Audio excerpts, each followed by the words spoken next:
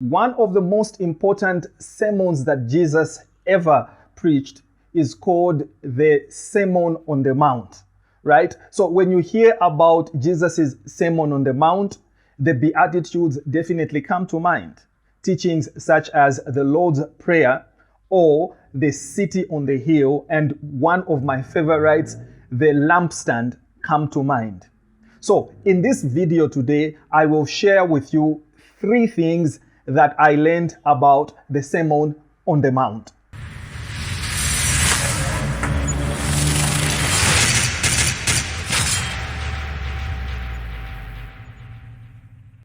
The 3 things that I took from the Sermon on the Mount that you must know about are: number 1, what God has done for you.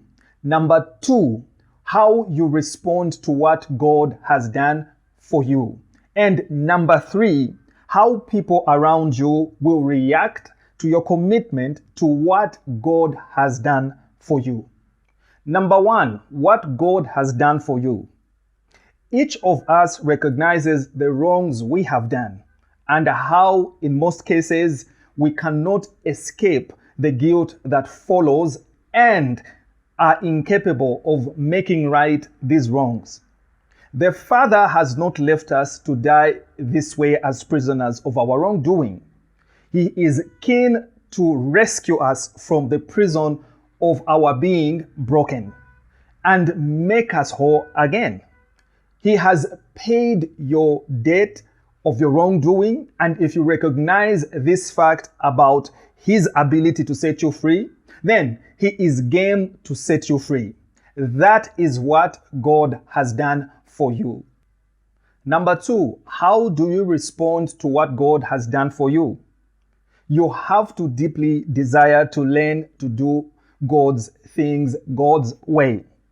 Whoever places such a demand on God, Father God will supply you with the ability of doing things His way. And the other thing that you ought to do, the Father showed you mercy. That is the way.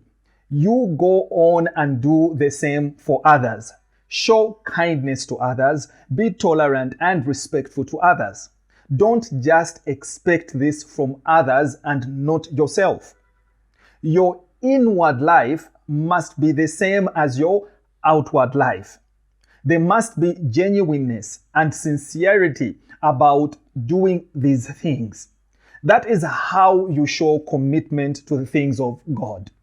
Number 3, how will people around you react to your commitment to what God has done for you?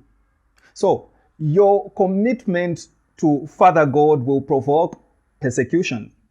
Persecution is a sign that your inward life is being lived outwardly. Don't put up a fight, work with the persecution. That persecution is working to get you deeper into the things of God. And remember this, that things now work differently. So your inward life being lived outwardly makes others uncomfortable. They want to remain the way they are, and they will cook up stories to discredit you and the faith so that they have a justification for not accepting God's way of life. So hold your head up high, keep calm, and keep growing. In conclusion, these are the 3 things that I learned from the Sermon on the Mount, and 3 things that I would like you to know. And these are: number 1, what God has done for you, and number 2, how you respond to what God has done for you, and number 3, how people around you react to your commitment to what God has done for you. So join me next time. May the grace and peace of our Master, Jesus the Chosen One, and God the Father be with you forever and ever.